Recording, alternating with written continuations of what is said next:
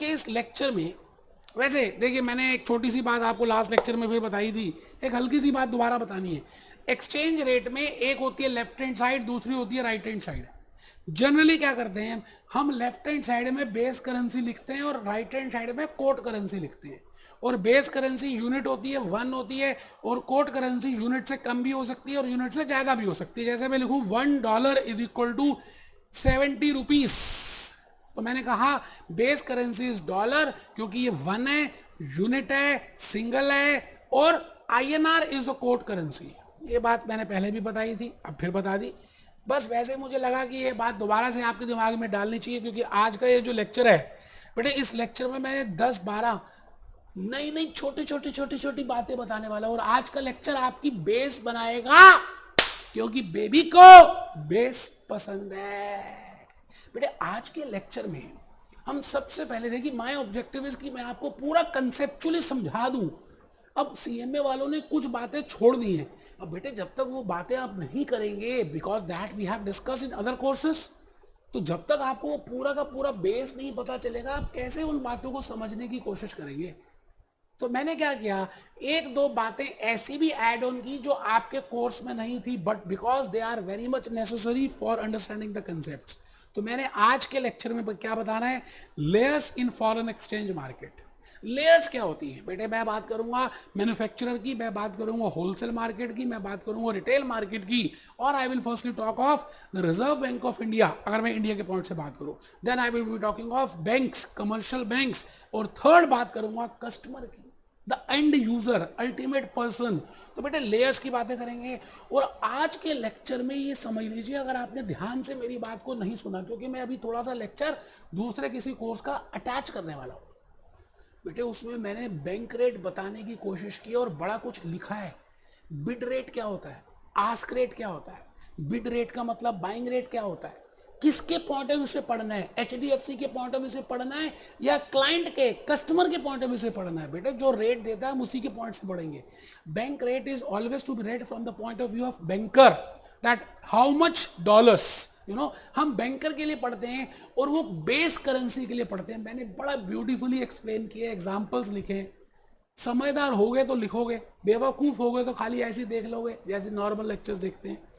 To way quotation की बात की, फिर मैंने उसमें बताया what is the difference between buying rate and selling rate, why bank is always at a win win position, कि खरीदता कम रेट से बेचता ज्यादा रेट में। जैसे डिपॉजिट्स मनी के इन्वेस्टर्स के कम रेट पे लेता है, उन पे डिपॉजिट रेट कम देता है, बट जब वो लोन देता है तो ज्यादा रेट चार्ज करता है। तो difference is the profit for a banking company. Similarly the difference between the ask rate and the buying rate of that foreign exchange currency. बेटे आप एक बार जाओ तो सही किसी बैंक में, आपको 2 रेट देंगे वो, बिड आस्क। आप कहना जी डॉलर्स का क्या रेट है, तो डॉलर्स के वो 2 रेट देंगे, bid rate, ask rate, and the difference between bid rate and ask rate is spread. इस लेक्चर में जो मैंने अभी पेस्ट किया है, इतना बढ़िया एक्सप्लेन किया स्प्रेड के बारे में कि मैं बता नहीं सकता। और बेटे उस लेक्चर में ना मैंने ये 3 क्वेश्चंस भी कराए हैं, क्वेश्चन 2, क्वेश्चन 4, क्वेश्चन 5। अब मुझे लगा कि शायद इन 3 क्वेश्चंस में मैंने वो क्वेश्चन दिखाया नहीं, लेकिन उसके फैक्ट्स मैंने लिखे हैं। ठीक है जी, तो आप उस क्वेश्चंस को ध्यान से सुनना, ध्यान से करना। और मैं क्या करूंगा, जब वो वीडियो खत्म हो जाएगा तो एक नया वीडियो बनाऊंगा जिसमें क्वेश्चन 2, क्वेश्चन 4 और क्वेश्चन 5 आपके लिए स्पेसिफिकली करूंगा, सो दैट कि आप आराम से उसको रिलेट कर पाओ, और वो क्वेश्चन भी स्क्रीन में दिखाऊंगा। बेटे प्यार है, मैं सब कुछ करूंगा यार, फर्स्ट अटेम्प्ट में आपको पास होना है। तो जल्दी से रजिस्टर्स ओपन कर लें, क्योंकि वो वीडियो जो मैंने इसके साथ ही पेस्ट किया है बेटे बड़ा ही प्यारा सा है, ध्यान से सुनना। और उसके बाद फिर एक नया वीडियो एक और ऐड किया है, उसमें क्वेश्चन 2, क्वेश्चन नंबर 4 और 5 करेंगे। आप जल्दी से कैलकुलेटर बाहर निकाल लीजिए। तो आप सबसे पहले आज अपने बुक में, अपने रजिस्टर में नए पेज से शुरू करें, ऊपर फॉरेक्स लिखें, लेक्चर 1 भी लिखें और कंसेप्ट 8 से लिखना शुरू कर दें। आज हम 15 से 20 कंसेप्ट तक कवर कर लेंगे। आप लिखिए layers in foreign exchange market. Layers,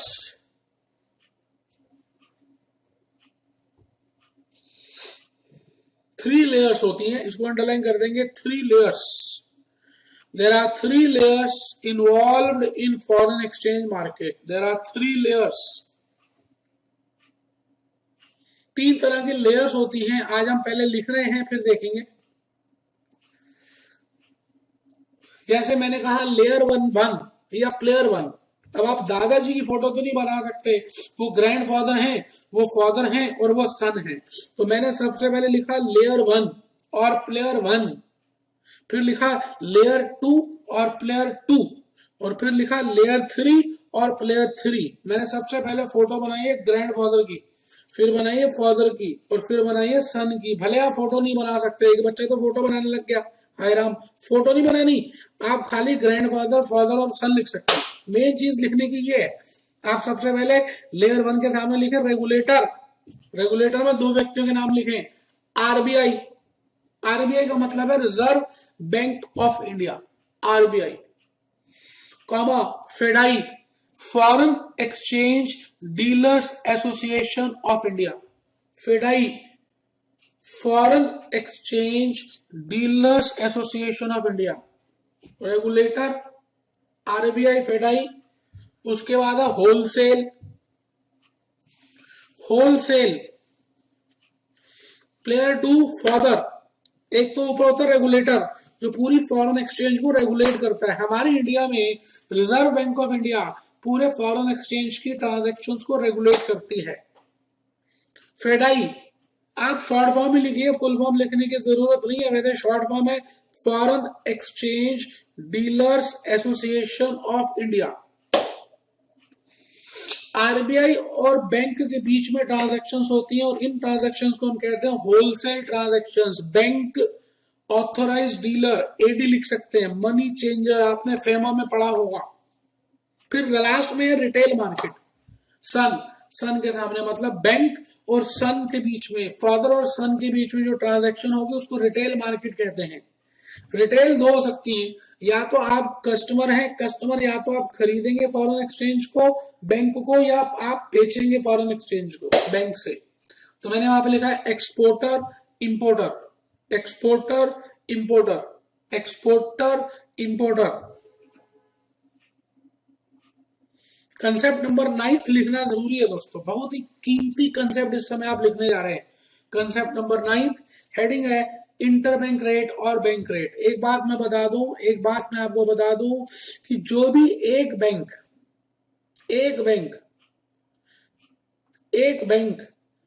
दूसरे बैंक से रेट लेता है, जिस रेट में आदान प्रदान करता है फॉरेन एक्सचेंज का, मैं रिपीट करता हूं, reserve Bank of India HDFC से, या reserve Bank of India state bank से, या स्टेट बैंक एचडीएफसी से, या स्टेट बैंक आंध्रा बैंक से, एक बैंक अगर दूसरे बैंक से ट्रांजैक्शंस करता है तो दोस्तों इस ट्रांजैक्शन को हम कहते हैं, जिस भी रेट में करता है उसका नाम है इंटर बैंक रेट। बाकी बातें मैं बताऊंगा, आप पहले लिख लें। बड़ी मेहनत से दोस्तों ये स्लाइड्स प्रिपेयर की हैं आप लोगों के लिए कि आपको समझ आए। Concept number 9 inter bank rate slash bank rate, exchange rate, underline कर दीजिएगा, inter bank rate, inter bank rate. Inter का मतलब एक बैंक का दूसरे बैंक से,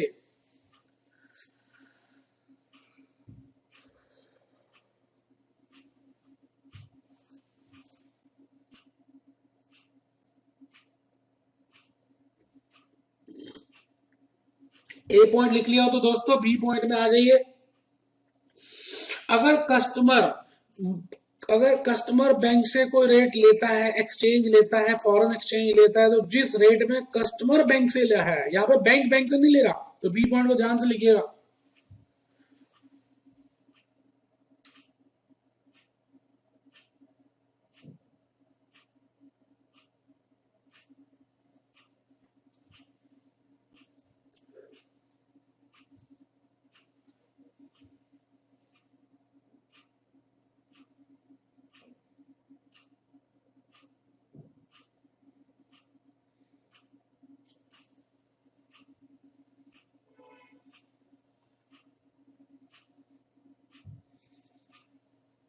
सी पॉइंट में लिख लीजिएगा, फिर बाकी बातें मैं धीरे धीरे एक साथ समझाऊंगा।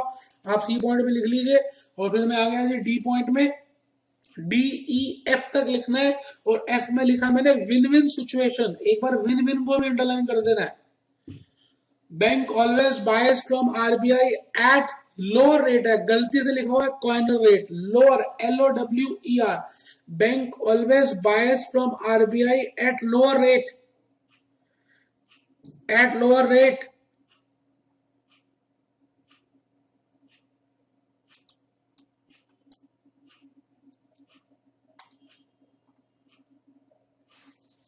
and sells to customer at higher rate. Bank always buys from RBI at lower rate and sells to customers at higher rate. Importer वो भी हम देख लेंगे, वैसे मैंने ई पॉइंट में वही लिखा हुआ है, कोई बात नहीं, आप एक बार DEF लिख लें, फिर सारी बातें मेरे ऊपर है, मैं समझाऊंगा। Bank is always at a win win situation, इसको अंडरलाइन कर दीजिएगा, win win situation, win win situation. ठीक है जी, तो क्या सभी ने लिख लिया? मुझे उम्मीद है कि आप लिख रहे हैं साथ साथ, क्योंकि रजिस्टर में लिखने के बाद ही समझ आएगा। क्योंकि दोस्तों फॉरेन एक्सचेंज एक ऐसा टॉपिक है जो आपने लाइफ में पहले कभी नहीं किया। इवन ग्रेजुएशन में भी अगर आपके पास फाइनेंशियल मैनेजमेंट था तो दोस्तों ये नहीं था टॉपिक, इसलिए मैं रिक्वेस्ट करूंगा आप सभी से कि आप साथ साथ लिखते जाएं और कंसेप्ट नंबर 10 भी एक बार लिख लें। टू वे बैंक कोटेशन बढ़िया इंपॉर्टेंट कंसेप्ट है। Two way bank quotation, two way bank quotation when bid rate and ask rate are different. बहुत ही अच्छी बात अभी लिखी है। अभी नहीं पता है आपको बिड रेट क्या होता है और आस्क रेट क्या होता है, कोई बात ही नहीं है जी, घबराना ही नहीं है, टेंशन ही नहीं है। इस टॉपिक में तो दोस्तों PhD की हुई, मैंने आपके सामने बंदा हाजिर होगा, आपको पानी से समझ आएगा। पहले ए और बी लिख लें।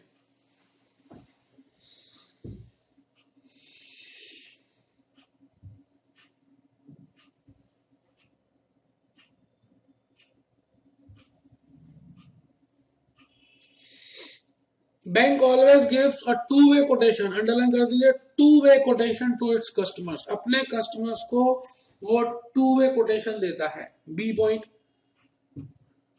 Bank code consist of two rates, bank code में दो रेट्स होते हैं, एक बिड रेट जिसको हम बाइंग रेट बोलते हैं और एक आस्क रेट जिसको हम सेलिंग रेट बोलते हैं। दोस्तों सेलिंग रेट, सेलिंग रेट क्या होता है देखेंगे, bid rate and ask rate, selling rate.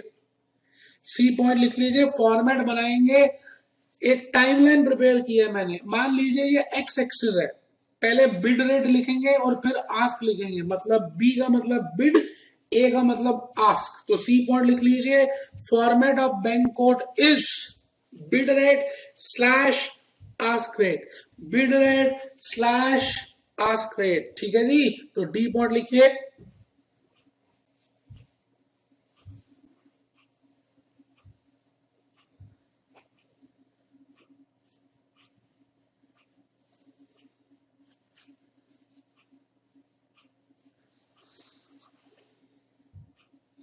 भले आपको डी पॉइंट समझ नहीं आ रहा, लेकिन यकीन मानिए सबसे कीमती कंसेप्ट है डी। आप जितने मर्जी इंटरनेशनल फाइनेंशियल मैनेजमेंट की क्लासेस बुक्स भी खरीद ले, मैं जिस तरह से समझाऊंगा आपको उससे जल्दी समझ आएगा। एक बार डी पॉइंट लिख तो ले, लिख तो ले, अंडरलाइन कर दीजिए। Ask rate is the rate at which bank sells, bank sells को अंडरलाइन करना है। 1 unit of base currency to its customer and bid rate is the rate at which bank buys, bank buys को underline करना है। E, bank always buys at lower rate from customer and sells to its customer at higher rate. Bank always buys at lower rate from customer and sells to its customer at higher rate. Hence, bid rate is less than ask rate.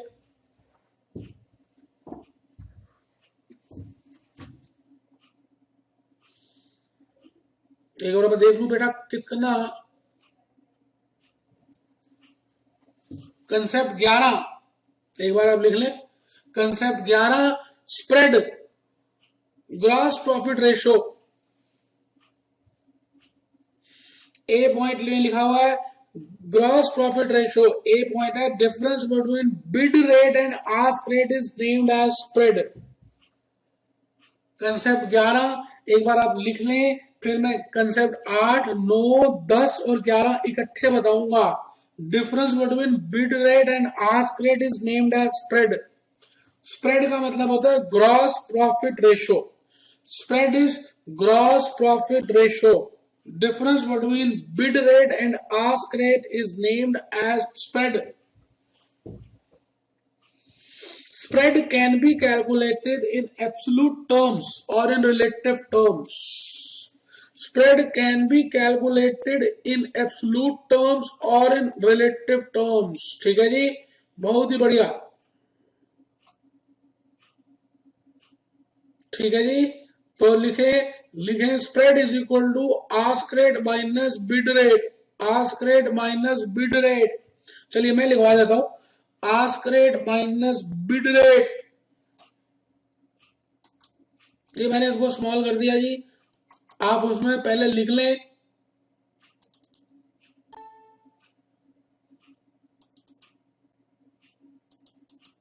लो जी, ये दुनिया का मैंने आपके सामने map निकाल दिया है और मैं यहां पे लिख रहा हूं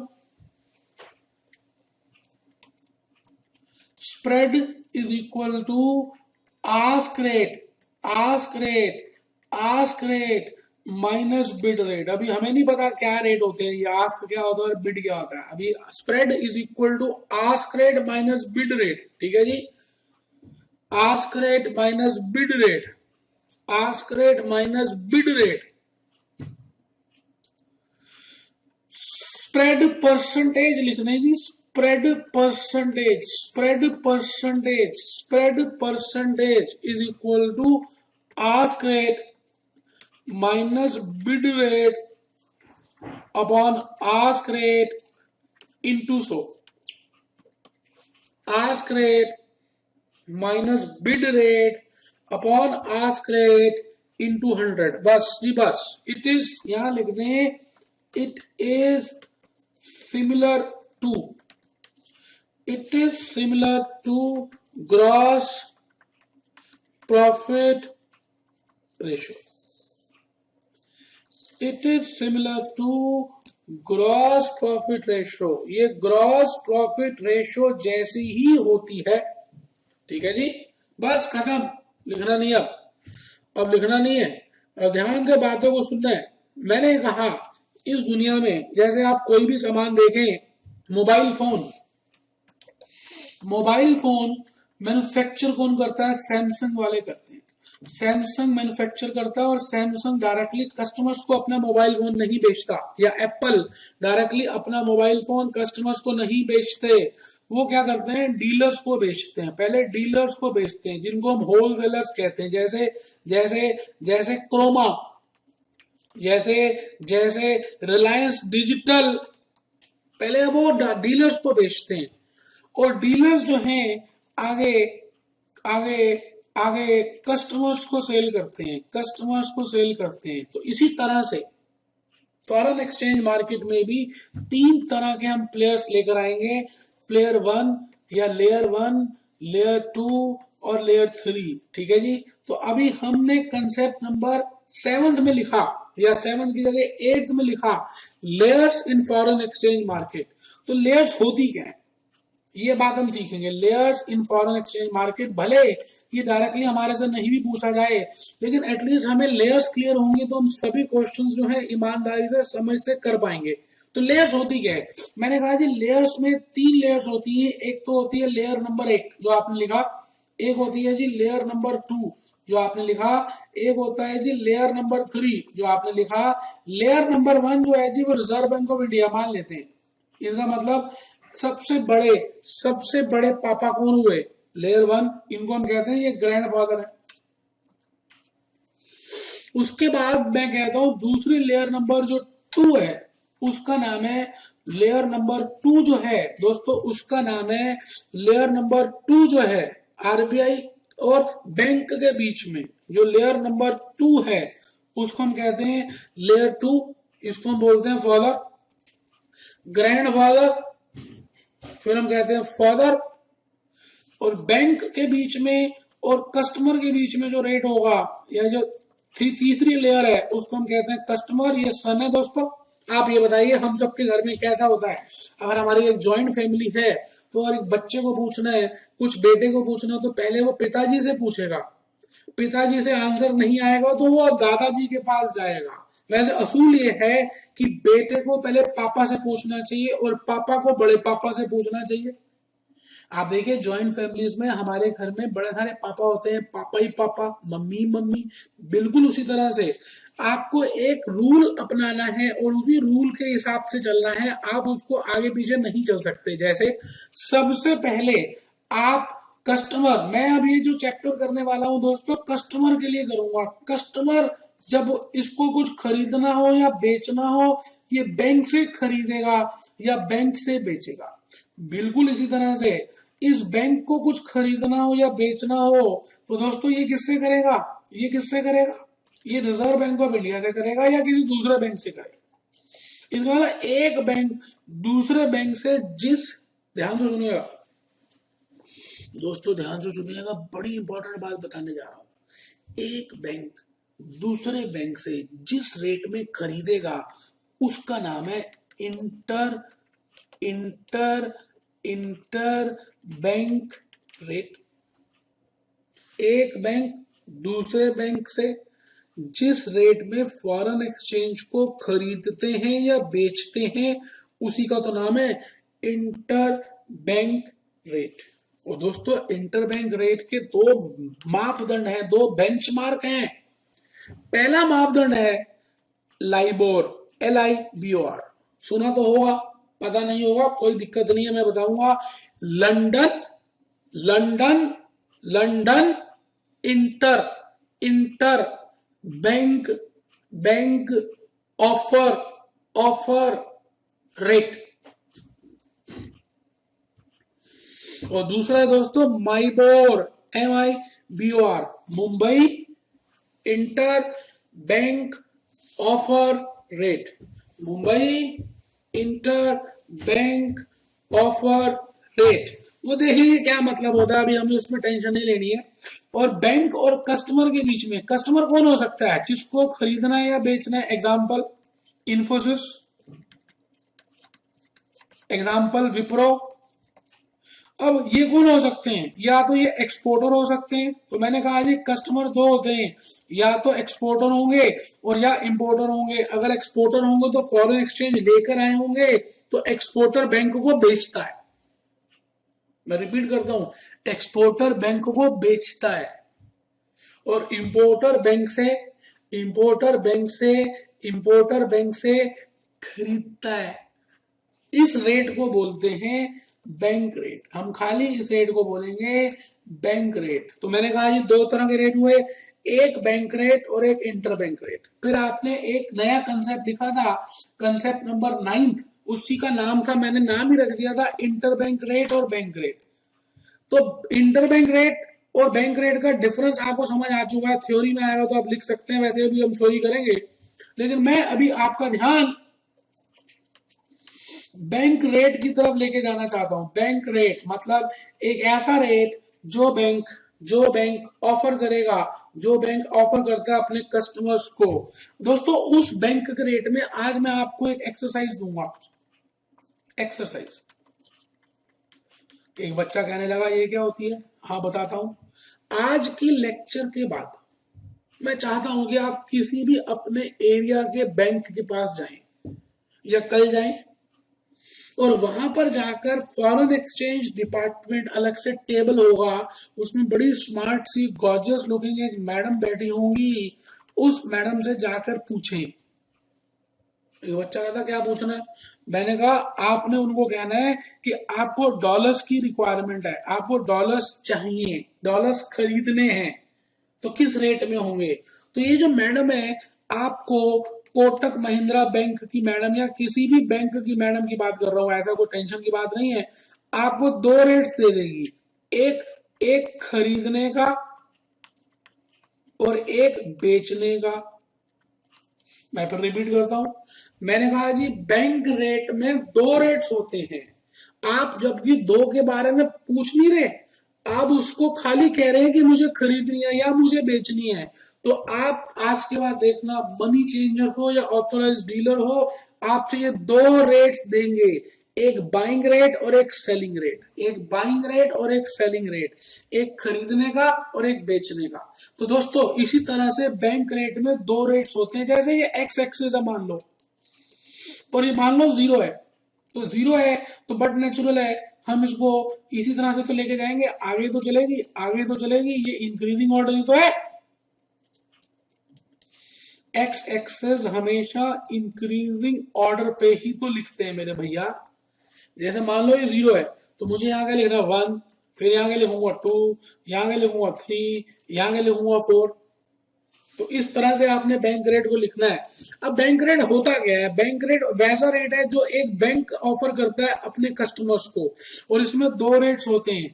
एक रेट का नाम है बिड रेट और दूसरे का नाम है जी आस्क रेट। दूसरे का क्या नाम है? Ask rate. मैं रिपीट करता हूं, किसी भी बैंक रेट में दो रेट्स होंगे, एक तो बिड होगा और दूसरा कौन सा होगा? Ask rate. तो खरीदने का और बेचने का। आप बताइए जी, कभी आप अपने माता पिता के साथ किसी गोल्ड स्मिथ, किसी सुनार की दुकान पे गए हो तो एक खासियत जरूर देखी होगी आपने, आप जिस दुकान से सोना खरीदते हैं वो रेट अलग होता है, और उसी दुकान को अगर वही सोना कुछ दिनों के बाद बेचेंगे तो वो रेट अलग होगा। इसका मतलब उस दिन भी खरीदने का रेट अलग होगा और बेचने का रेट अलग होगा। कहने का मतलब है सुनार हमेशा प्रॉफिटेबल पोजीशन पे रहता है, वो हमेशा बेचता ज्यादा रेट पे है और खरीदता कम रेट पे है। तो मैं आपसे यही बात कहना चाह रहा हूं, बैंक रेट में दो रेट्स होते हैं, एक बिड रेट और एक आस्क रेट।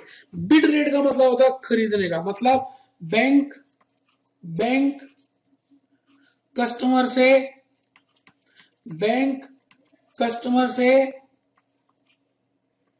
इस रेट में खरीदेगा।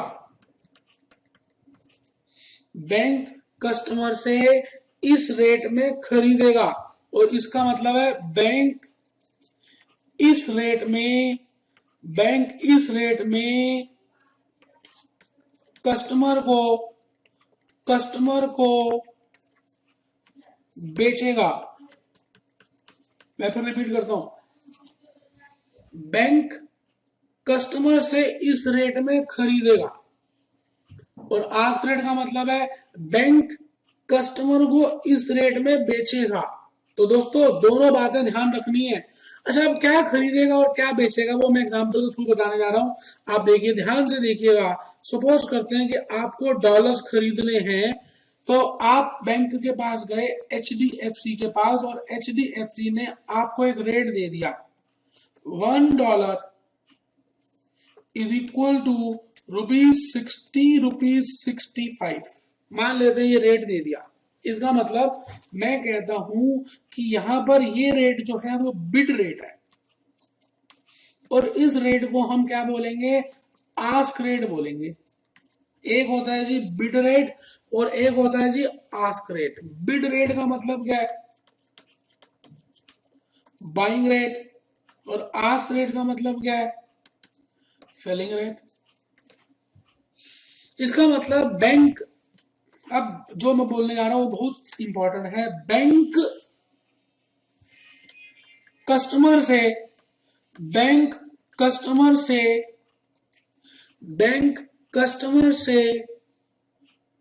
डॉलर खरीदेगा। बैंक कस्टमर से डॉलर खरीदेगा एट द रेट ऑफ ₹60। मतलब बैंक कस्टमर से 60 रुपए में $1 खरीदेगा। फिर इसका मतलब एक और भी है जी, बैंक कस्टमर को डॉलर बेचेगा। बैंक कस्टमर को डॉलर बेचेगा एट द रेट ऑफ ₹65। आप चेक कर लीजिए। बड़ा ही इंपॉर्टेंट कंसेप्ट इस समय हम डिस्कस कर रहे हैं दोस्तों। बैंक रेट में दो रेट्स होते हैं, खरीदने का, बेचने का। बैंक खरीदेगा इस रेट में। अच्छा, खरीदेगा या बेचेगा क्या? Base currency. खरीदेगा या बेचेगा क्या? Base currency. Base currency. आप बताइए इस कोटेशन में डॉलर क्या है? Base currency. और रुपी क्या है? Quote currency. डॉलर क्या है? Base currency. और रुपी क्या है? Quote currency. इसका मतलब बैंक कस्टमर से, देखिए मैंने क्या लिखा है, डॉलर ही खरीद रहा है और डॉलर ही बेच रहा है। खरीदना या बेचना तो बेस करेंसी को ही होगा। तो बैंक कस्टमर से डॉलर खरीदेगा और बैंक कस्टमर को डॉलर बेचेगा। ठीक है जी, लिख लीजिए। अब एक बच्चा कह रहा है जी इसका डिफरेंस क्यों आया? डिफरेंस क्यों है? देखिए, हमेशा एक दुनिया की रीत है कि हम खरीदेंगे आपसे कम रेट पे और आप ही को बेचेंगे ज्यादा रेट पे। ये जो डिफरेंस है ना जी, 65 माइनस 60, इस डिफरेंस को हम कहते हैं 5 रुपए। ये जो डिफरेंस है, इस डिफरेंस का नाम है स्प्रेड। इस डिफरेंस को हम कहते हैं जी स्प्रेड डिफरेंस भी बोल सकते हैं। जैसे आपने मक्खन खाया होगा, अमूल की एडवर्टाइजमेंट आती है, utterly butterly spread. Utterly butterly spread. Spread का मतलब है बिखराव, अंतर, डिफरेंस। डिफरेंस दो चीजों के बीच में, सेलिंग रेट के बीच में और बाइंग रेट के बीच में, उसको स्प्रेड बोलते हैं। आप मानिए कि ये जो 5 रुपए का स्प्रेड है, ये ग्रॉस प्रॉफिट जैसा है, ऐसा समझ लीजिए। समझने के लिए तो हम ये भी कर सकते हैं, ट्रेडिंग अकाउंट बनाए अगर हम, और ट्रेडिंग अकाउंट में सेलिंग प्राइस यहां लिखें और कॉस्ट यहां लिखें, और इन सेलिंग में से कॉस्ट का डिफरेंस जो निकालें उसको हम कहें ग्रॉस प्रॉफिट। ये जो ग्रॉस प्रॉफिट है, ये जो डिफरेंस है, इसको हम स्प्रेड भी कह सकते हैं। अब आप ये बताइए, ग्रॉस प्रॉफिट अगर स्प्रेड के जैसा ही हो तो हम उसको परसेंटेज में भी निकाल सकते हैं। परसेंटेज में कैसे निकाल सकते हैं? Gross profit upon sales into 100। तो मैं कैसे करूंगा? Selling price minus cost price upon sales price into 100 is equal to ask rate minus bid rate upon ask rate into 100। तो ये फॉर्मूला बन गया जी, स्प्रेड परसेंटेज का फॉर्मूला बन गया। तो दोस्तों आप सभी लिख लें, spread percentage is equal to ask rate minus bid rate upon ask rate into में 100। ये है जी फॉर्मूला। तो आइए एक दो क्वेश्चंस करके हम और अपने कंसेप्ट को पक्का कर लें।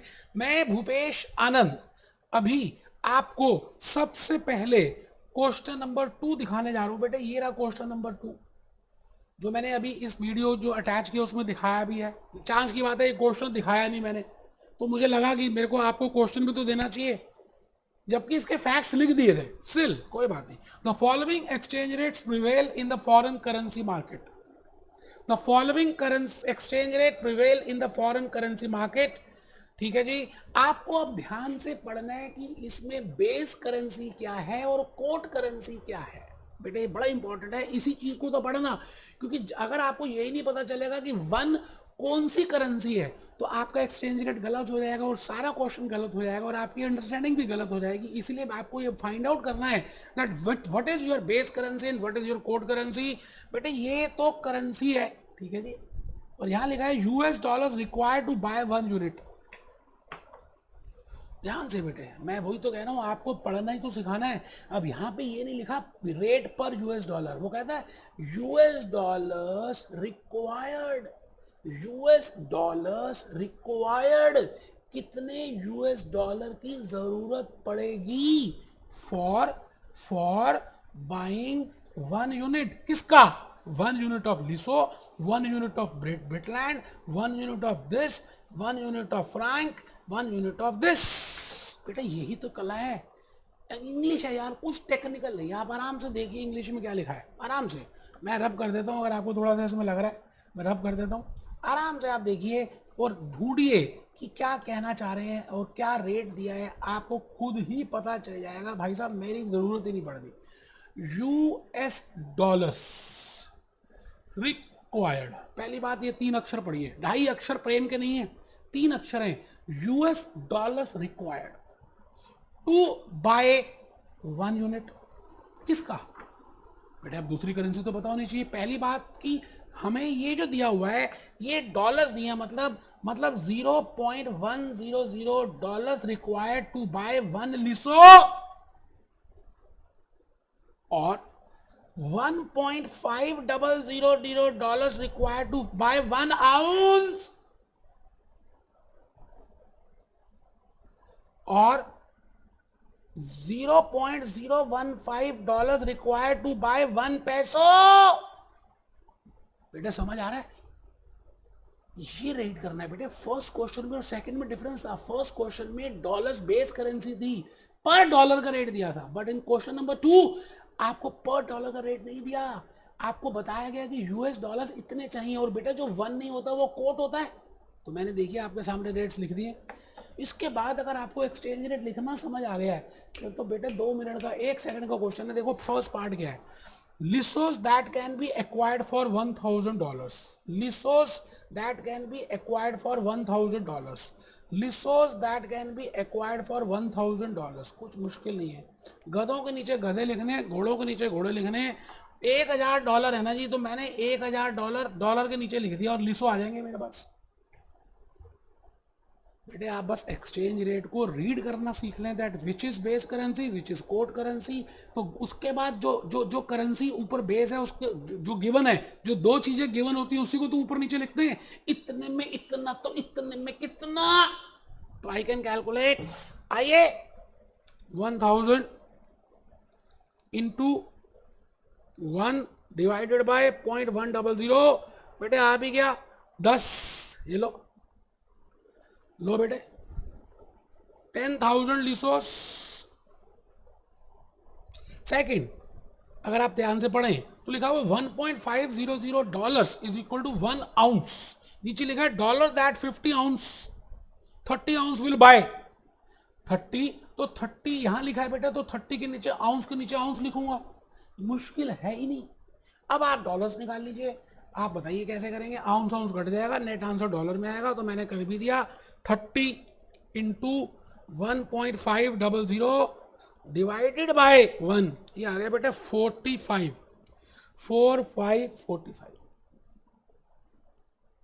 तो आई थिंक आप बात को समझ पा रहे हैं मैं जिस तरह से कहना चाहता हूं। ये वाला वीडियो वैसे ये क्वेश्चन मैंने पूरा सॉल्व किया था, मैंने वहां क्वेश्चन नहीं दिखाया क्योंकि वो कॉपी पेस्ट लेक्चर था, क्योंकि उनको बुक्स दी हुई थी। तो बेटा मेरा प्यार है और क्या बताऊं, थर्ड भी करके दिखा देता हूं। 0.015 डॉलर्स इज इक्वल टू 1 पैसो, पैसो दैट $900। लो बेटे घबराना ही नहीं है यार, मैं तो 1 सेकंड लगाता हूँ, डॉलर के नीचे डॉलर लिखने, बाकी आंसर आ जाएगा। आपके सामने आंसर है, मैंने क्वेश्चन नंबर 2 करा भी दिया। मैं अब चाहता हूं कि आपको एक क्वेश्चन कराऊं फुल फ्लेज, फोर्थ भी ना कराऊं बेटे, फोर्थ भी ना कराऊं। मैं चाहता हूं कि आपको सीधा क्वेश्चन नंबर 5 कराऊं। बेटे 5 कर लिया ना तो सब कर लिया। बैंक रेट समझ आ गया, स्प्रेड समझ आ गया, कोटेशन समझ आ गई, सब कुछ आ जाएगा अगर आपने 5th क्वेश्चन को ईमानदारी से देख लिया। एक बार देख लो, आपके सामने मैंने जान के क्वेश्चन रख दिया है कि आप इस क्वेश्चन को देखो, लिखना चाहो तो लिख सकते हो आराम से। पहले पढ़ते हैं, कंसिडर द फॉलोइंग INR सिंगापुरी डॉलर।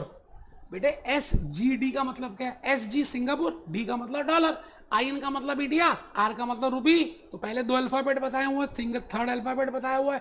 पहले 2 अल्फाबेट कंट्री के, थर्ड अल्फाबेट करेंसी का।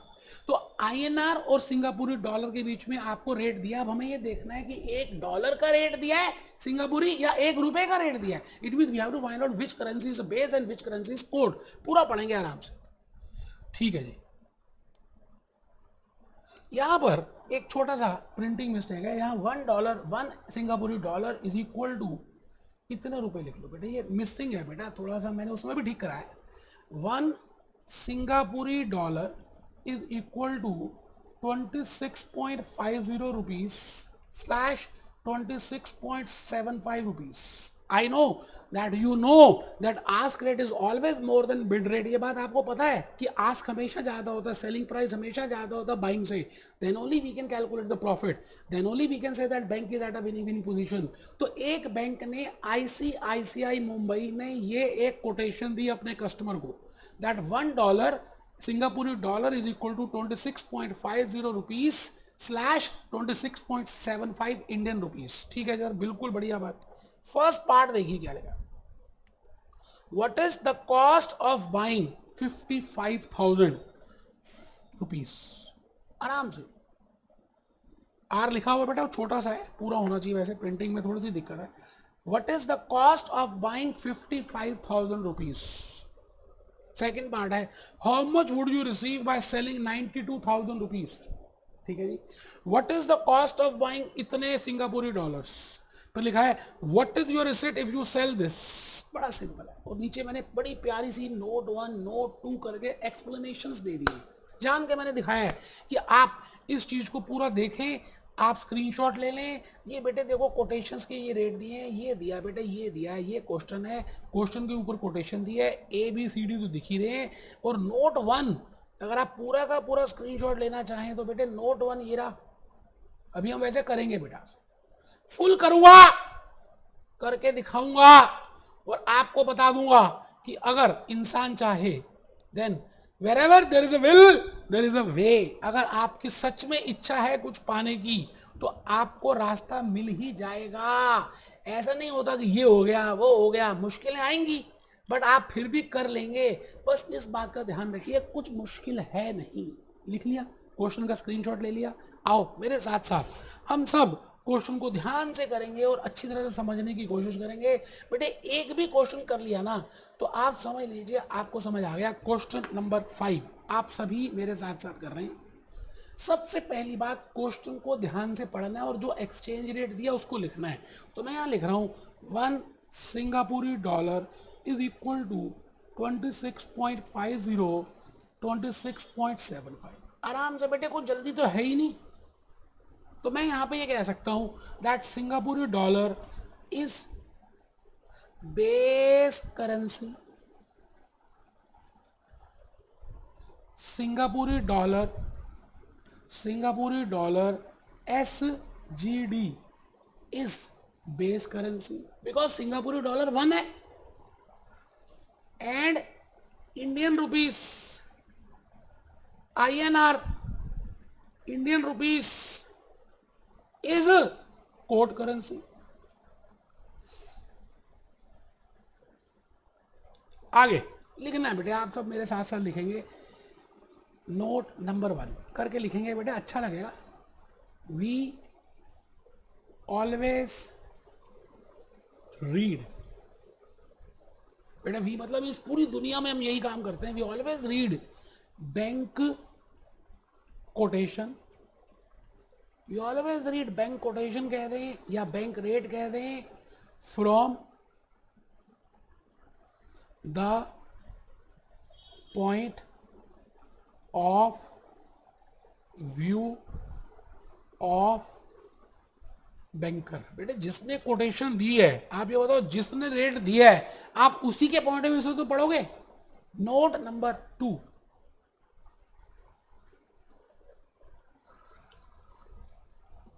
नोट नंबर 2 मैं नेक्स्ट पेज में लिख रहा हूं. आप सब ने लिखना है, आप सब मेरे साथ साथ हैं, आप सब लिख रहे हैं.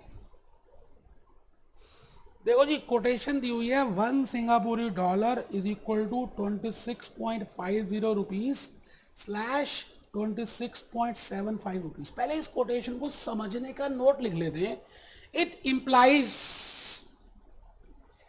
Implies this quotation implies. लिख लो भाई साहब, CMA USA आप कर रहे हो, मैं फिर रिपीट करता हूं. आपके लॉजिक्स क्लियर होंगे तो आने वाले क्वेश्चंस हम कर पाएंगे, नेक्स्ट लेक्चर्स आपको समझ आएंगे.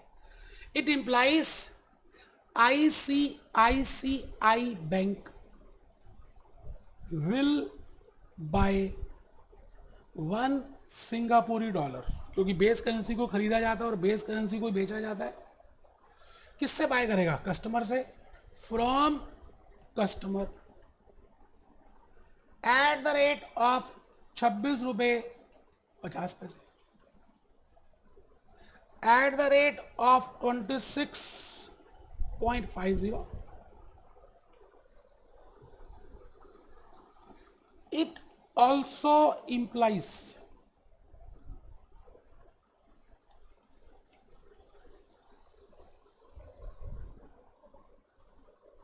it also implies that ICICI Bank will sell $1 1 Singapore. देखो मैंने कहा ना, खरीदेगा भी बेस और बेचेगा भी बेस। बैंक के पॉइंट ऑफ व्यू से पढ़ना है और बेस करेंसी के पॉइंट ऑफ व्यू से पढ़ना है। टू कस्टमर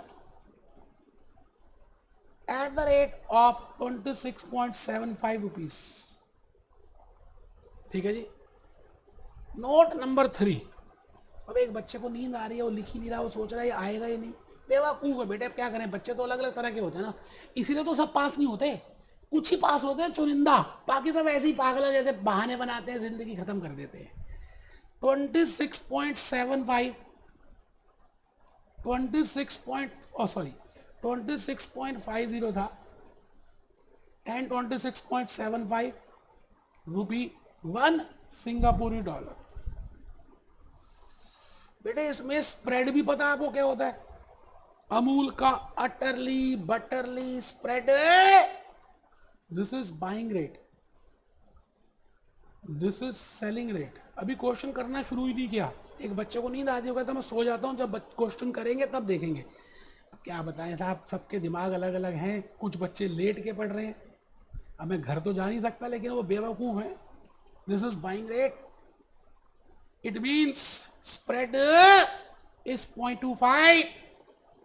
किस किस तरह से बताऊंगा आपको, समझ आएगा आएगा आएगा। ऐसा हो ही नहीं सकता कि भूपेश आनंद बताए और आपको समझना है बेटे।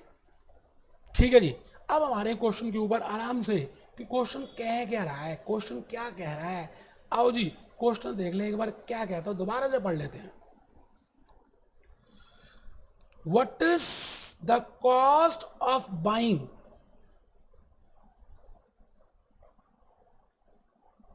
What is the cost of buying 55,000 rupees?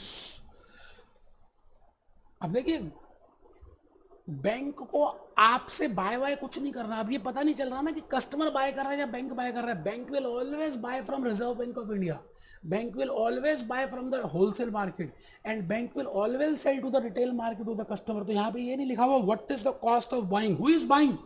There is no need for a bank to buy, there is a customer who wants to buy 55,000 rupees. तो उसको कितने डॉलर्स देने पड़ेंगे, ये सवाल है। ठीक है जी। तो मैं लिख रहा हूं ए पार्ट कर रहे हैं, जिससे कि आपको एक आइडिया लग जाए कि क्या कहना क्या चाह रहा हूं मैं लिख रहा हूं जी ए पार्ट में, अ कस्टमर रामलाल, अज्यूम करते हैं उसका नाम रामलाल है, can only buy 55,000 rupees if ICICI is ready to sell, is ready to sell, is ready to sell।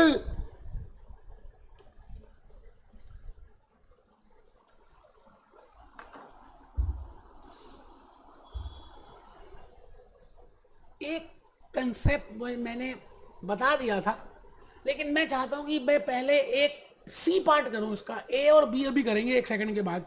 मैं नेक्स्ट शीट में पहले, किसी को एक बात है, मैं अभी 1 सेकंड के बाद बताऊंगा, अभी बताऊंगा तो आपको समझ ही नहीं आएगी। तो मैं पहले इसका सी पार्ट करूंगा, उसके बाद मैं आपको बी और ए पार्ट कराऊंगा। बेटे कोई बात है, अभी मैं बताना नहीं चाह रहा। तो चलिए जी, पहले आप सी पार्ट में आ जाइए। What is the cost of buying सिंगापुरी dollars? It means a customer wants to buy $7,450. मैं अभी ए और बी नहीं कर रहा, due to some reason. After few minutes I will tell you that why I am not doing A and B. Firstly, why I am doing C and D? So firstly, I am reading C. That what is the cost of buying 7,450 Singapore dollars? It means you want to buy $7,450. A customer wants to buy ठीक है जी। A customer can only buy, मैंने यहां लिखा a customer can only buy 7450 सिंगापुरी dollars if ICICI is ready to sell Singapore dollars. So Singapore dollar. So selling rate is relevant. बेटे दो rates दिए ना, तो आपको ये तो पता होना चाहिए कि रेट कौन सा आपके लिए रेलेवेंट है, बाइंग रेट रेलेवेंट है या सेलिंग रेट रेलेवेंट है। तो मैं लिख रहा हूं 1 सिंगापुरी डॉलर इज इक्वल टू 26.75, 7450 सिंगापुरी dollars is equal to how many rupees. अब तो सिंपल है। बिड रेट और आस्क रेट में सबसे पहले इस चीज को कैलकुलेट करना है कि that which rate is relevant, and quotation is to be always read from the point of view of banking company and from the point of view of base currency। इसी वजह से मैंने पहले COD कराया। अभी सस्पेंस रहने दो, 1 minute के बाद बताऊंगा। आई थिंक अब आप कर सकते हैं बेटे, 1 सेकंड के अंदर। अब तो कैलकुलेशन है 7450 इंटू 26.75, ये आ गया जी 19,928 सिंगापुरी डॉलर्स। ये आंसर है। और रुपीस, क्योंकि सिंगापुरी डॉलर तो कट जाएंगे। तो ये आ गया बेटा 26, ऐसे करेंगे ना 26.75 रुपीज इंटू 7450 सिंगापुरी डॉलर्स अपॉन 1 सिंगापुरी डॉलर, ये कट गया। ये आपके पास आ गया बेटा 19,928। और आई थिंक यही आंसर है। आराम से एक बार देख लेते हैं, आप टेंशन मत लेना बेटे, मैं सब आपके सामने ही करूंगा और आपको सिखाऊंगा। लो जी, ये देख लो जी, सी पार्ट का आंसर है 19,928। अब एक बच्चे का मुंह जो है ना गिर गया, वो कहता पता नहीं पहले सी को कर दिया। बेटे अभी रुको तो सही, 1 मिनट की तो और बात रह गई, पहले डी भी करूंगा। What is your receipt, what is your receipt if you sell 18,340 सिंगापुरी डॉलर्स। ठीक है, आराम से पढ़ लीजिए। What is your receipt if you sell 18,340 सिंगापुरी डॉलर्स। ठीक है जी, तो मैं लिख रहा हूं अ कस्टमर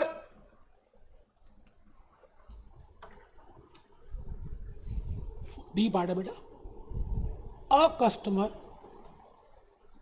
कैन सेल सिंगापुरी dollar to ICICI bank if ICICI bank is ready to buy। आराम से बेटे, आग तभी लगेगी जब सूखी लकड़ियां होंगी और चिंगारी होगी। बायर भी तैयार होगा, सेलर भी तैयार होगा, तभी आग लगेगी। अगर उसको बेचना है तो तभी बेच सकता है जब ये खरीदने को तैयार हो। सो बाइंग रेट, जिसको हम बिड रेट भी बोलते हैं, बिड रेट इज रेलेवेंट। आराम से बेटे पहले इसको लिखना होता है, तो मैं लिख रहा हूं। उसके बाद तो 1 सेकंड लगेगा यार, समझना ही तो था। 1 सिंगापुरी dollar is equal to 26.50 rupees. 1 सिंगापुरी dollar is equal to this much rupees, तो 18,340 सिंगापुरी डॉलर है। निकाल लीजिए 18,340 इंटू 26.50 अपॉन 1। ये भी सिंगापुरी डॉलर है, ये भी सिंगापुरी डॉलर है, ये रुपी है, ये कट जाएगा, आंसर आ जाएगा रुपए में। मैं करके दिखा देता हूँ 18,340 इंटू 26.5, ये आ गया जी, ये आ गया जी 4,86,010। यही आंसर है। अब सस्पेंस खुलने वाला जी। आप में से बड़े सारे बच्चे पूछ रहे हैं कि जब सर ने ए पार्ट शुरू भी कर दिया और एक्सप्लेनेशन भी लिखवा दी तो क्यों नहीं किया। बेटे मैं बताता हूँ, मैंने आपको ऑलरेडी बताया हुआ है कि जो भी चीज आपको खरीदनी है या बेचनी है, that should be base currency. क्योंकि बेबी को बेस पसंद है। एक बात गोल्डन रूल समझ लीजिए, that we will always read bank rate from the point of view of banking company and from the point of view of base currency. तो इसका मतलब जो भी चीज आपको खरीदनी है या जो भी करेंसी आपको बेचनी है, आप पहले चेक कर लीजिए कि क्या वो जो एक्सचेंज रेट आपको दिया हुआ है, क्या उसमें वही करेंसी बेस में है या नहीं। बेटे आपको ए पार्ट में रुपीस खरीदने थे और बी पार्ट में रुपीस सेल करने थे। मैंने जब क्वेश्चन करना स्टार्ट किया तो उसमें जो एक्सचेंज रेट कोटेशन दी हुई थी, रीड तो मैंने बैंक के पॉइंट ऑफ व्यू से ही किया, बट वहां पर बेस करेंसी सिंगापुरी डॉलर्स थी। इसका मतलब वो जो कोटेशन गिवन है वो मैं डायरेक्टली यूज कर सकता हूं इफ सिंगापुरी dollars are to be purchase और इफ सिंगापुरी dollars are to be sold. That's why I did firstly part C and part D, because in part C and part D we have to buy SGD और we have to sell SGD, but in part A and B we don't have to buy SGD or we don't have to sell SGD, rather we have to buy or sell INR. So INR should be base currency, but जो quotation थी उसमें INR base currency नहीं थी। और शायद मैंने आपको अभी नहीं बताया कि कोटेशन को कन्वर्ट कैसे करते हैं, मतलब बेस का कोट कैसे कर देते हैं और कोट का बेस कैसे करते हैं। आइए मैं पहले उसको भी समझा दूं, वैसे मैंने जो पार्ट पेस्ट किया उसमें बताया हुआ है। चलिए कोई बात नहीं। 1 सिंगापुरी dollar is equal to 26.50 slash 26.75। अब ये जो कोटेशन है ना, I can this quotation, this exchange rate quotation I can use if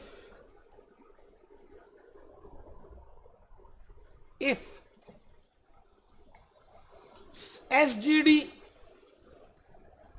जो यहां पर बेस करेंसी है is to be bought और टू बी सोल्ड। मतलब जो भी उस एक्सचेंज रेट कोटेशन में है, जो भी करेंसी बेस है, अगर उसको खरीदना या बेचना है तब तो आसान है, हम डायरेक्टली यूज कर सकते हैं as in part C and part D. But in case जैसे ये रेट दिया है 1 SGD is equal to 26.50 slash 26.75। अब इस रेट में अगर आप ध्यान से देखें, ए पार्ट में और बी पार्ट में आई हैव टू बाय और I have to sell rupee, but rupee is not base. So firstly we will convert. So firstly we will convert exchange rate in such a way that INR becomes base currency। इस तरह से convert करना है कि INR base currency बन जाए। तो बेटे इसको कन्वर्ट करने का वैसे मैंने उस वीडियो में जो पेस्ट किया उसमें भी बताया था, फिर भी बता देता हूँ। बात चल रही है तो काफ़ी दूर जाएगी, कोई बात नहीं, आपको उसमें पूरा लॉजिक समझाया है। तो अगर आपको यहाँ पर रुपी चाहिए ना, तो आप क्या करेंगे, आस्क का बिड बना देंगे, बिड का आस्क बना देंगे और रेसिप्रोकल ले लेंगे। तो यहाँ पे कर देंगे SGD 1/26.75 है। बेटा मैं बार बार ये गलत लिख देता हूँ।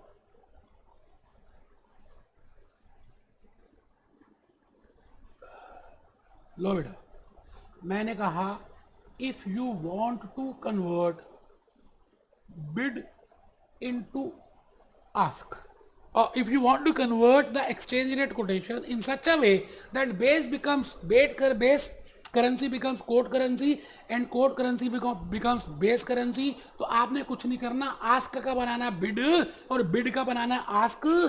ये क्यों कर रही है, मैंने आपको एक संतरे वाले एग्जांपल से एक्सप्लेन किया था कि जो संतरे बेचने वाला है उसके लिए वो सेलिंग प्राइस है but for the juice corner that is buying price, purchase price, cost price.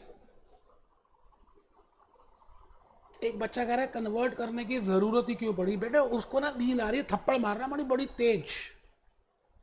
मैंने आपको अभी अभी बताया है that in A part and B part it is important that firstly because INR is to be purchased or INR is to be sold, so it is important that in the exchange rate quotation INR should be base. But as per the question, we are not given INR as a base, rather it is given as quote. So firstly, before using that quotation, it is important that you should convert that given quotation in such a way that SGD becomes quote and INR becomes base. उसके लिए मैंने कहा ask का bid का ask को reciprocal ले लो, ठीक है जी। तो मैंने यहाँ पर कर दिया 1 डिवाइडेड बाय 26.75, ये आ गया जी। यहाँ पे रेट लिख रहा हूँ 1 rupee is equal to 0.0373 SGD slash 1 divided by 28.50, ये आ गया जी 0.03508 SGD। मुश्किल कुछ नहीं है, आपके मन का वहम है और कुछ भी मुश्किल है नहीं, सच्ची सी बात बता रहा हूं।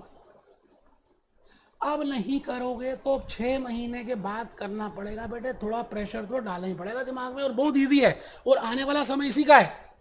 अब ये कोटेशन हम आराम से यूज कर सकते हैं। Now we can use this, ये भी बैंक कोटेशन ही है, we can use this bank quotation directly, मैं इसको डायरेक्टली यूज कर सकता हूं। I can use this quotation directly if INR is to be, if INR is to be bought or INR is to be sold। A part मैं करने जा रहा हूं। What is the cost of buying 55,000 rupees, मैं दिखा देता हूं बेटे, आपको दिखा देता हूं कि ए पार्ट क्या था। आप देख लो बेटे, फर्स्ट था ए पार्ट था what is the cost of buying 55,000 rupees. अब समझ आया कि मैंने पहले ए और बी क्यों नहीं किया, क्योंकि मैंने उस समय आपको कन्वर्जन नहीं बताया हुआ था, ठीक है जी। A customer wants to buy, a customer, या ऐसा लिखते हैं, a customer can only buy 55,000 rupees if bank is ready to sell, hence selling rate, that is ask rate is important, इसलिए सेलिंग रेट या आस्क रेट इंपॉर्टेंट है। आप देख लीजिए आस्क रेट सेलिंग रेट क्या है, 1 रुपी 0.03508, 0.03508 सिंगापुरी डॉलर्स। लो जी, आगे तो कुछ सिंपल है जी, गधों के नीचे गधे, घोड़ों के नीचे घोड़े, 55,000 रुपए। लो जी, 55,000 इंटू 0.03508, ये आ गया जी 19,200। अच्छा, थोड़ा सा मुझे लग रहा है मैंने क्या किया, बाइंग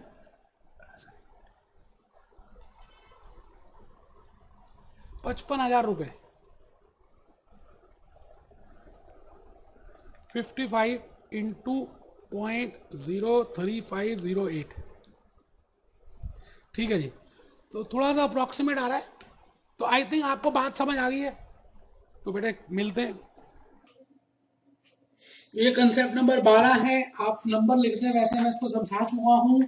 कुछ कंसेप्ट ऐसे हैं जो लिखने की भी जरूरत नहीं पड़ेगी क्योंकि आप वो समझ चुके हैं। Concept number 12, how to read a bank rate, लिखकर छोड़ दें, ब्लैंक लिखकर छोड़ दें, क्योंकि आपने यही केस स्टडी कर ली है 60-65 किस तरह से बैंक रेट को पढ़ना चाहिए। अगर नहीं आपको लिखने का मन है तो आप इसको वीडियो यहीं पे रोक के लिख भी सकते हैं, ठीक है जी।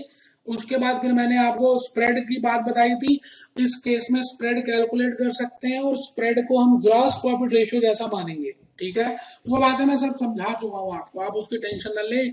Gross profit upon sales into 100, ये बातें मैंने बता दी हैं। अब मैं कहना चाहता हूं कि आप कन्वर्ट करना समझ लें कि हम कन्वर्ट कैसे करते हैं, एक कोटेशन को दूसरी कोटेशन में कन्वर्ट कैसे करते हैं। तो लिख लें, हाउ टू कन्वर्ट, डायरेक्ट ना भी लिखें, कोटेशन इनटू इनडायरेक्ट, मतलब एक तरह की कोटेशन को दूसरी तरह नहीं, तो मैंने उसका नाम दे दिया डायरेक्ट और इनडायरेक्ट। आप कुछ भी ना भी लिखें तब भी चलेगा। आप लिख सकते हैं how to convert a quotation या how to convert the base currency. ठीक है जी, आराम से बेटे।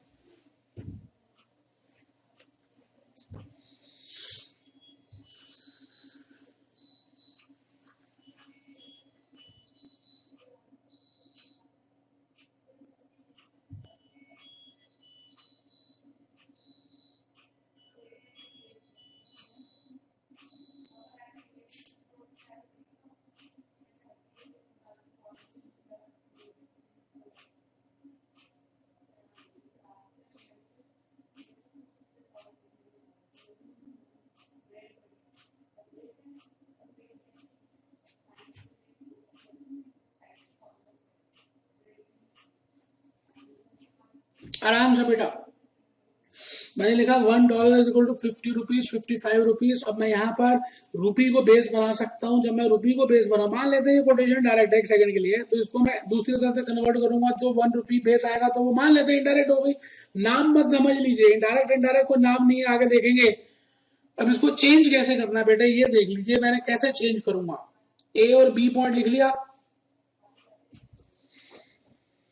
If this quotation dollar, in this quotation dollar is base, so if dollar is to be bought by customer then this quotation can be used। तब तो directly use कर सकते हैं, जैसे हमने थर्ड पार्ट और फोर्थ पार्ट किया था क्वेश्चन नंबर 5 में।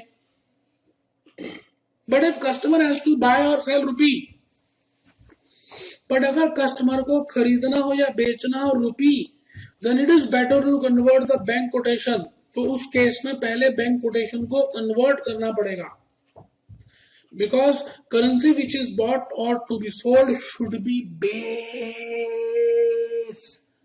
बताया था बेटे, मेरा सेवा भाव देखिए, मैंने इसका कंसेप्ट लिख दिया। आप YouTube के या फेस टू फेस के किसी दूसरे टीचर का चेक कर लीजिए, ना तो उसने स्लाइड्स बनाई होंगी और ना ये सारी बातें समझाई होंगी। बेटे ये मेरा प्यार है जो मैं आपके सामने रख रहा हूं। अब देखिए मैंने चेंज कैसे किया, मैंने चेंज कैसे किया। 55 जो आस्क था उसको बिड बना दिया, और जो बिड था उसको आस्क बना दिया। आप चेक कर लीजिए, मैंने 1/55 किया। अच्छा मैंने लिखा no we can not do like this. पहले देख लीजिए, मैं डायरेक्टली बिड का रेसिप्रोकल और आस्क का नहीं ले सकता, मुझे पहले कन्वर्ट करना पड़ेगा। बहुत प्यारी बात लिखी है बेटे डी पार्ट में।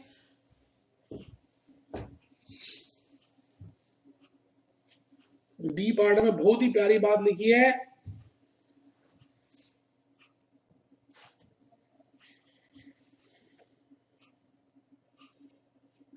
ई पॉइंट बेटे, correct way of converting. Correct way क्या है बेटे, आस्क का बनाओ बिड और बिड का बनाओ आस्क, और फिर बेटे उसका रेसिप्रोकल ले लो।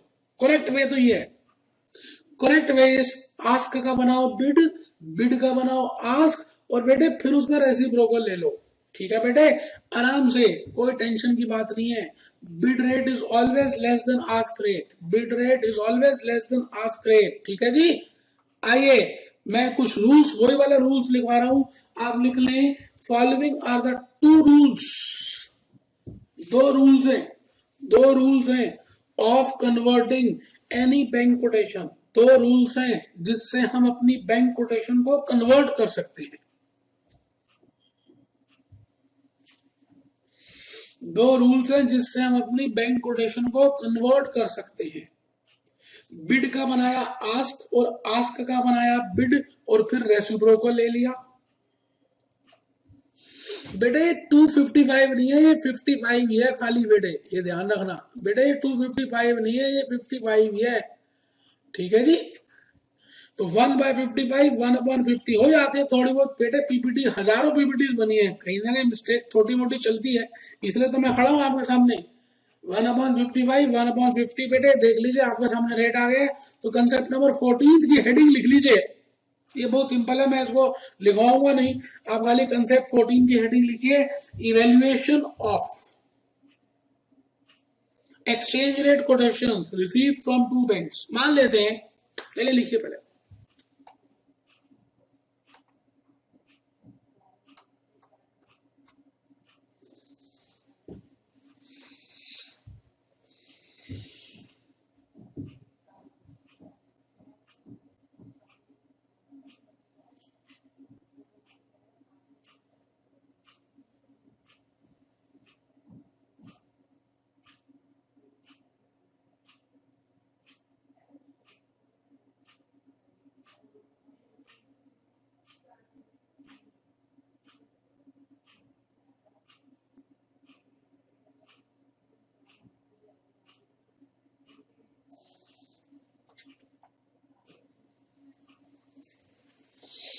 अगर आपको स्टेट बैंक ऑफ इंडिया या HDFC दो अलग अलग कोटेशंस हैं डॉलर के लिए ही, तो बट नेचुरल है आप वहीं से खरीदेंगे जहां पर कस्टमर को, जहां पर आपको फायदा हो, यही बात लिखी है और कोई ज्यादा बहुत बड़ी बात नहीं है। सी पॉइंट लिख लीजिए।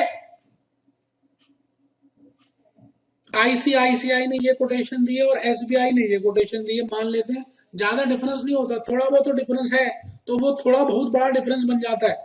तो आपको वो कोटेशन लेनी है जहां पर आपको बेनिफिशियल लगे।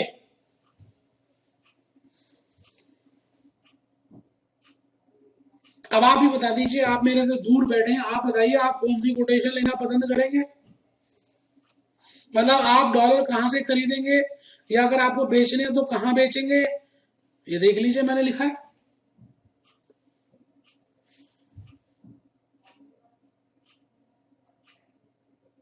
अगर कस्टमर को खरीदना है तो तभी खरीद सकता है जब वो बेचेगा। अब बेचने के दो रेट है, 51 और 51.3, तो बेटर है 51 में ले ले। और कस्टमर को बेचना है तो तभी बेच सकता है जब वो खरीदेगा, तो खरीदने के भी दो रेट दिए, तो देख लीजिए।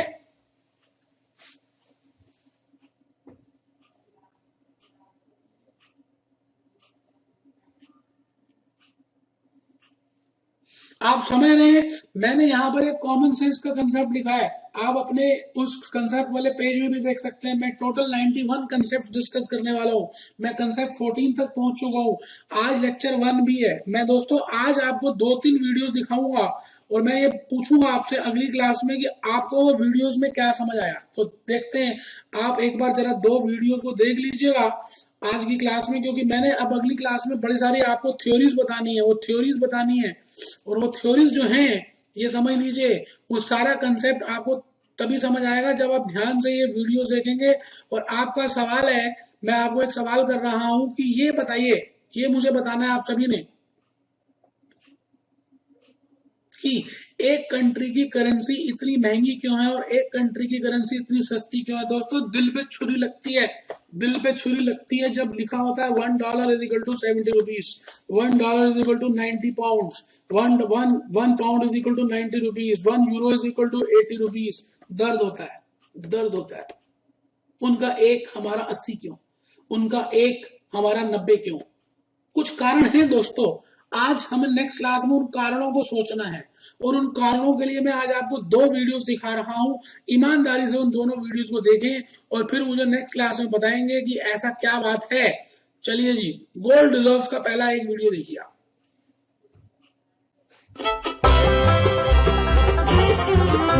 10 countries with the largest gold reserves. Next class में पूछूंगा आपसे इन तीनों वीडियो से आपको क्या समझ आया। हमारी क्लास ऐसी है जिसमें आप वीडियो को मिक्स करते हैं, आप मूवी के थ्रू समझाते हैं।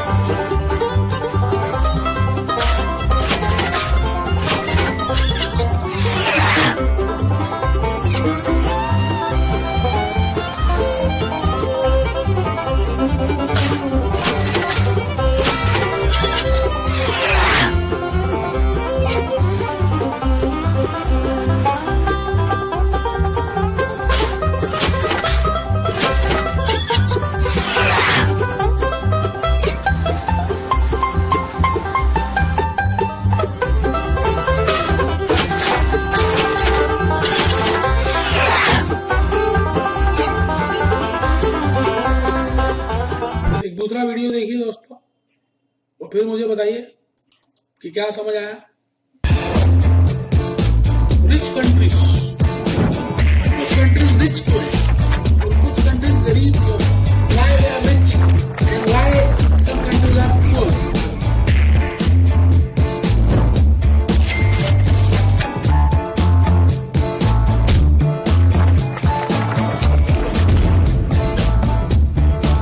दोस्तों मैंने डाउनलोड किए, आप आराम से देख सकते हैं क्योंकि आपका समय लगेगा, इसलिए मैंने हर चीज करके आपके सामने बदाम दे दिया कि आपका समय भी कम लगेगा, जल्दी काम हो जाए। जीडीपी की बातें हो रही है, ग्रॉस डोमेस्टिक प्रोडक्ट।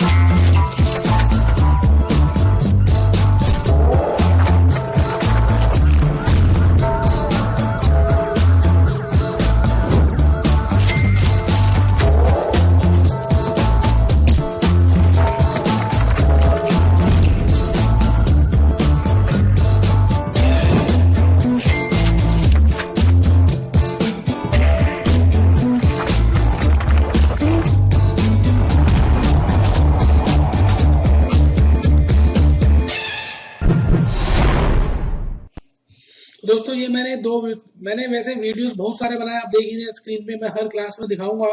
टोटल इस फॉरेन एक्सचेंज को देखें अगर हम, तो दोस्तों 8 से 9 लेक्चर्स लगेंगे, लेकिन मैं आपको यकीन से बता दूं कि इन सभी लेक्चर्स में आपका ज्ञान वर्धन बहुत होगा और ऐसा ज्ञान दूंगा कि जैसे आपको कभी पहले ये ऐसा ज्ञान किसी दूसरे टीचर से मिल ही नहीं सकता। आप इन वीडियोस को जरूर देखें और मेरी पूरी ये इच्छा है कि मैं फॉरेन एक्सचेंज के सारे वीडियोस यूट्यूब में डाल दूं, जिससे कि आप आराम से उनको डाउनलोड कर सकें, आप देख सकें और आपका फायदा हो, क्योंकि आपका फायदा होगा कहते हैं यूनिवर्स में, तो आप जो चीज आप करेंगे वही चीज आपको वापस मिलेगी। तो मैं आपका भला चाहता हूँ, मोटी सी बात यह है, होमवर्क लिख लें। आज के लेक्चर 1B का होमवर्क लिख लें। आपको 1 से लेकर 9 तक क्वेश्चंस करने हैं दोस्तों, 1 to 9 करने हैं। इन्हीं बातों के साथ be happy, B jolly, B cheerful. दोस्तों खुश रहें, हम फिर मिलेंगे नेक्स्ट क्लास में, फिर मिलेंगे। आप खुश रहें, ऐसा मैं भगवान से